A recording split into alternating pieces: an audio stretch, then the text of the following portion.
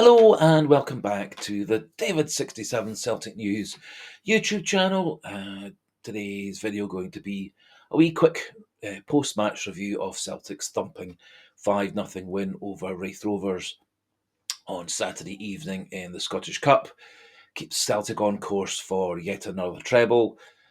3 wins in the Cup, in the quarter-final, the semi-final and the final. And 13 good results in the remaining league games, and yet another treble will be in Celtic's trophy cabinet.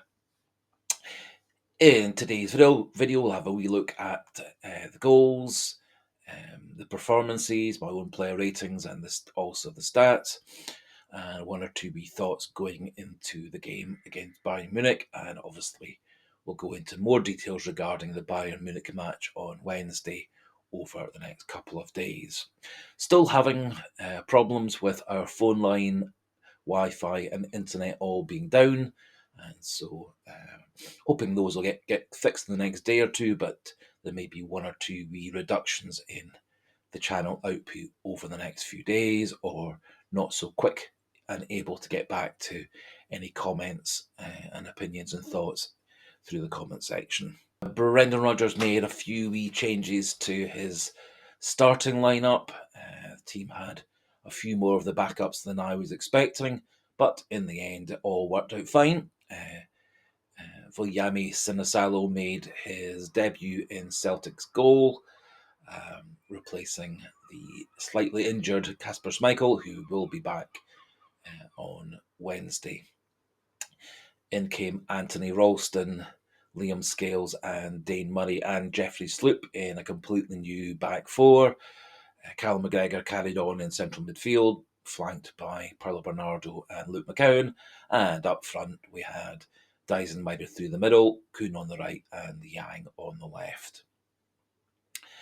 Despite the fact that this was a wee bit of an experimental team, Celtic performed incredibly well, won 5-0, and showed a lot of efficiency in all three zones of the team, and were quite ruthless and efficient up front, converting 5 of their chances.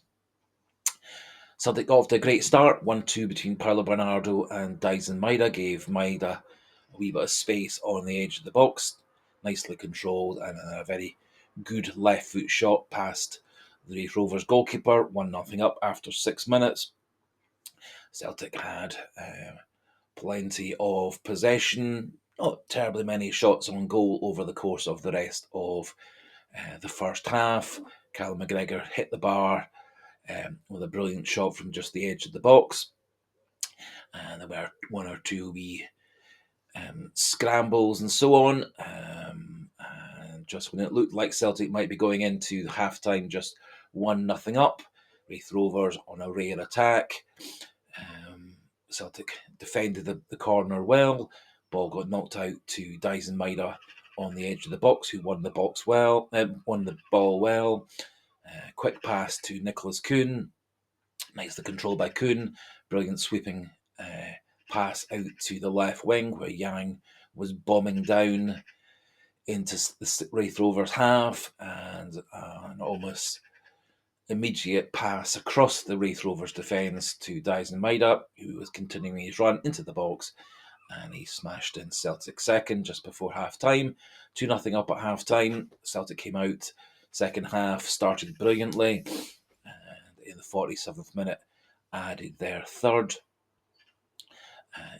Yang got himself in behind the Raith Rovers defence on the left-hand side. Nice cross across the box to Luke McCowan, who slightly mishit his shot, but it was good enough to beat the Raith Rovers goalkeeper 3-0. Into the 56th minute, Celtic added their fourth. An absolutely stupendous cross by Anthony Ralston out on the right. A very clever, quick run in from the left wing by Yang, losing his right fullback marker, and then a very, very smart, efficient, with lots of power back across the Raith Rovers goalkeeper, and 4-0 up, and Celtic completed their scoring in the 77th minute with a hat-trick for Dyson Maeda. Again, Celtic doing great work down their left, the Raith Rovers right. This time Luke McCowan getting into the box, clever pinpoint, hard hit cross right across the 6 yard box, and Maeda sliding in at the back post, putting Celtic 5-0 up and continuing Celtic's run towards hopefully another treble at the end of May 2025. Only wee slight worrying feature of Celtic's game yesterday. Paolo Bernardo went off midway through the first half with what looked like a minor ankle injury, looked much more precautionary than anything else. To ensure that Paolo Bernardo is available for selection, most likely off the bench against Bayern Munich on Wednesday. And otherwise, Celtic managed to give a few of the starters for Wednesday's game a nice rest, such as Cameron Carter-Vickers, Alistair Johnston, Adam Maeda.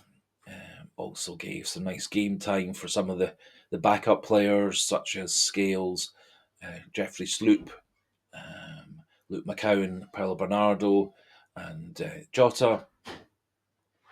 And also, I think, gave a big confidence boost to Dane Murray and Viljami Sinisalo, who came in to the team and I thought both performed very well. So all things looking very rosy, both in terms of Celtic's run to yet another treble, but also in preparation for the game against Bayern Munich on Wednesday evening. Now, looking at the stats for the game, as would be expected, these show massive dominance for Celtic in every aspect, also show quite a lot of efficiency, and also do reflect to a good extent that Raith Rovers put up a very good defensive battling performance, and did manage to minimise how often Celtic got through on goal, but in the end, a 5-0 win. So possession was 74% for Celtic, 26 for Raith Rovers. Shots were 12 for Celtic, 1 for Raith Rovers. 1 on target by Raith Rovers, 7 on targets by Celtic, so 5 goals out of 7 on target shots. 3 off targets by Celtic, no off targets by Raith Rovers. 2 block shots for Celtic, no block shots for Raith Rovers. Viljami Sinisalo had 1 save to make, and the Raith Rovers goalkeeper had 2 saves to make, and corners were 7-2 in favour of Celtic. So I think all around showing just how good Celtic were, also that they were efficient in front of goals, putting in 5 of their 7 shots on goal. Finally, just a wee look at the player ratings. I gave our 16 players who played yesterday evening. Viljami 6.5, Sinisalo 6.5. Really just had that 1 save to make, which he did very well. A couple of nice punches clearing corners, and he also did the sweeper keeper role very well. Came well out his box on multiple occasions to be a player to pass to for Murray and Scales and the fullbacks, and also kept the attacks going. So well done, Viljami Sinisalo. Anthony Ralston, I've given 7 to. Great cross for Yang's goal. Good defensive work. Showed good ability to get up and down the right wing into midfield and into the final third. And I think we've got a very good backup in Ralston for Alistair Johnston. Gave Jeffrey Schloop 6.5. Did seem to be a wee bit all over the place in terms of his positioning. However, no real problems with his defensive abilities. Broke into midfield, left wing, went across the right wing. Was kind of all over the pitch, but did a fine job. I've given both Liam Scales and Dane Murray 7.5. Very impressed actually with the composure both of those two showed. Dare say they haven't played very much together as a partnership, if at all. I think Dane Murray shows a lot of ability with the ball at his feet, looked nice and calm, good passing, good positioning, nice and strong on the several times that Raith Rovers did get into Celtic's midfield or defensive zone. And I thought Liam Scales similarly had a very good game in defence, moving into midfield. Also swapped to left back, took on the captain's armband. So Liam Scales very much deserving a 7.5. Callum McGregor and Luke McCowan both 8. McGregor very busy, good linking work, good captaincy, keeping the team moving forward, and did have that shot early in the first half that hit the bar and went over. Luke McCowan scored the third, set up the fifth, and was involved in many of Celtic's best moves during the game. Still, for me, a wee bit in and out of the game, but one of his best performances for Celtic, for certain. Given Paolo Bernardo 6, I thought he was actually a wee bit anonymous in the time that he was on the pitch. To be fair to him, he did have the pass that set up Dyson Maeda's first goal, and midway through the half went off with an apparent minor ankle injury. Hopefully should be fine for Wednesday's game to be back up off the bench. Given Nicholas Kuhn's 7.5, thought he had a fine game out on the right. Not quite his usual threatening self in terms of breaking across the pitch or down to the byline. Really had only one proper shot on goal that got deflected wide. I've given 8.5 to Ha-Yun Yang. I thought he had what definitely was his best game for Celtic. 2 assists, plus scored a very good goal to put Celtic 4-0 up.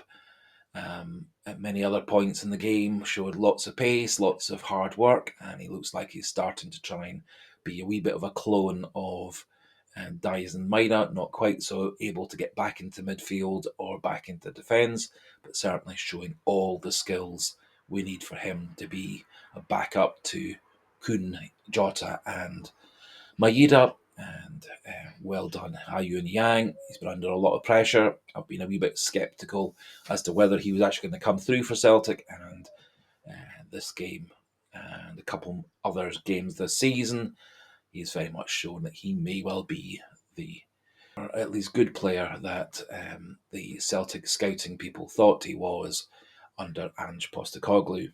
And not surprisingly, man of the match, Dyson Maeda, 9.5, 3 goals, lots of hard work. Could have added another goal or two to his 3, led the line brilliantly, got back into help out in midfield from time to time, and was all over the pitch, tons of energy, and a great performance from Dyson Maeda. Big shame that he's not going to be playing against Bayern Munich on Wednesday, but maybe his skills against Bayern Munich away from home might be the key to Celtic getting through that time. In terms of the subs, give Rio Hatate 7.5. I thought he had a really good game after he came on to replace Paolo Bernardo. Some nice passing, some nice link play, some nice breaking up of Raith Rovers attacks. And so 7.5 for him. Gave 6.5 for both Mike Navrocki, Johnny Kenny, and Arnie Engels. Johnny Kenny had a half chance which he couldn't quite take. Did lead the line nicely. Acted as a focal point on several occasions for Celtic's attack. Spread the ball back out wide or back to the midfielder, so well done to him. Mike Navrocki, I thought he came on, looked very calm.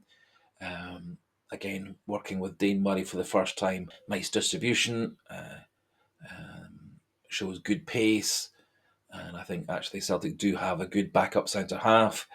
And I personally feel that had it not been for him having rather a lot of injuries early in his Celtic career, he actually would have turned out to be a much better performer for Celtic than he has done. And finally gave 6 to Jota. Didn't think he did terribly much in the game.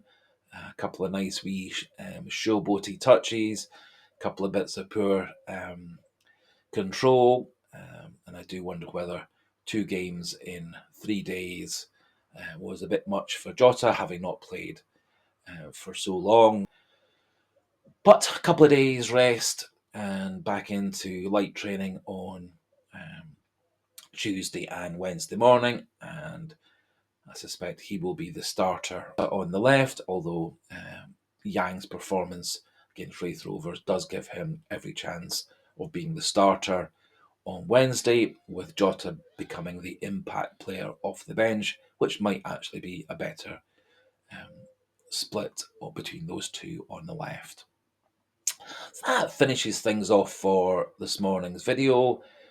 Do feel free to pop your own thoughts regarding the player ratings, the performances, and any other Celtic issues into the comment section. Do feel free to click the like button if you like the video, and do click that subscribe button if you are new to the channel and not yet subscribed, and do pass on details of the channel to others who you think may be interested in a slightly different angle and way of looking at Celtic Football Club, the performances, the players, and the news.